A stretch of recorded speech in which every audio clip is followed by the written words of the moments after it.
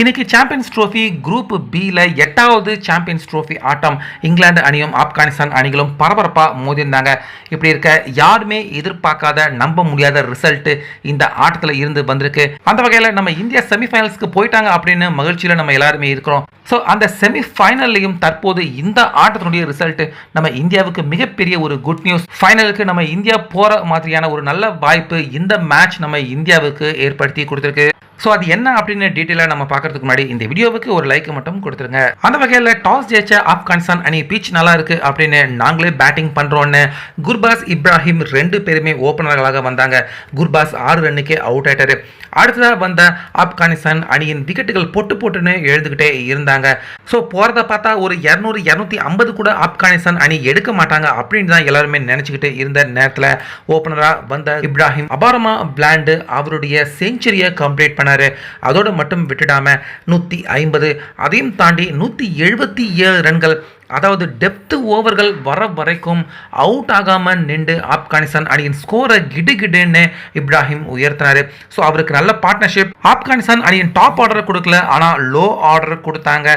கேப்டனான Shahidi 40 run எடுத்தாரு. அதுக்கப்புறமா வந்த நபி இப்படி அடுத்தடுத்துன்னு நல்ல ரன் குவிச்சதால ஆப்கானிஸ்தான் கடைசியாக 50 ஓவர்கள் விளையாண்டு முடிக்கிறப்ப 325 ரன்கள் எடுத்தாங்க.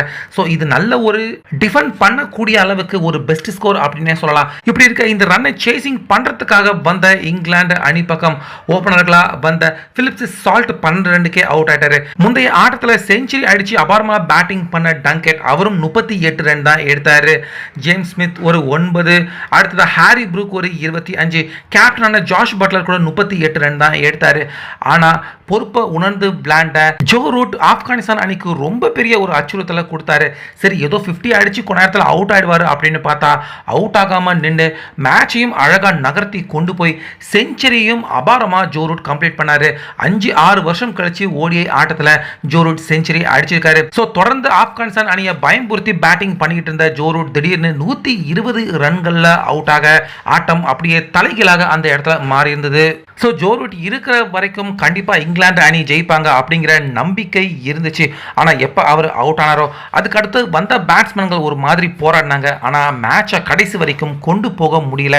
அதனால பட்ட கஷ்டத்துக்கு பலன் கிடைச்சிருக்கு அப்படிங்கிற மாதிரி இந்த ஆட்டத்தில் யாருமே எதிர்பார்க்காத விதமா ஆப்கானிஸ்தான் போராடி வெற்றி பெற்றது மட்டும் இல்லாமல் அடுத்ததா செமிஃபைனல்ஸ்க்கு உள்ள போற வாய்ப்பையும் தக்க வச்சுக்கிட்டே இங்கிலாந்து அணியையும் இந்த சாம்பியன்ஸ் ட்ரோஃபியை விட்டே வெளியே அனுப்பியிருக்காங்க. ஸோ ஆப்கானிஸ்தான் அணி ஜெயிச்சிருக்கிறது நம்ம இந்தியாவுக்கு ரொம்ப பெரிய ஒரு நல்ல விஷயமாக தான் பார்க்கப்படுது. ஏன்னா நம்ம இந்தியாவுக்கு குரூப் பியில் 2ஆம் இடத்துல இருக்கிற அணி தான் நம்ம இந்தியாவுக்கு செமிஃபைனல்ஸில் மோதுறதுக்கான வாய்ப்பு உருவாகுது. ஸோ அதை வச்சு பார்க்குறப்ப ஆப்கானிஸ்தான் அணி கண்டிப்பாக குரூப் பியில் 2வது இடத்த தான் அவங்க பிடிப்பாங்க.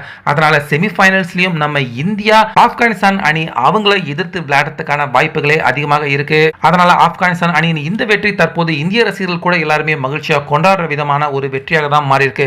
ஸோ ஆப்கானிஸ்தான் அபாரமா விளையாண்டு இங்கிலாந்து அணியை தோற்கடிச்சு அவங்க வீட்டுக்கும் அனுப்பி இருக்கிறத பத்தி உங்க கருத்தை சொல்லுங்க.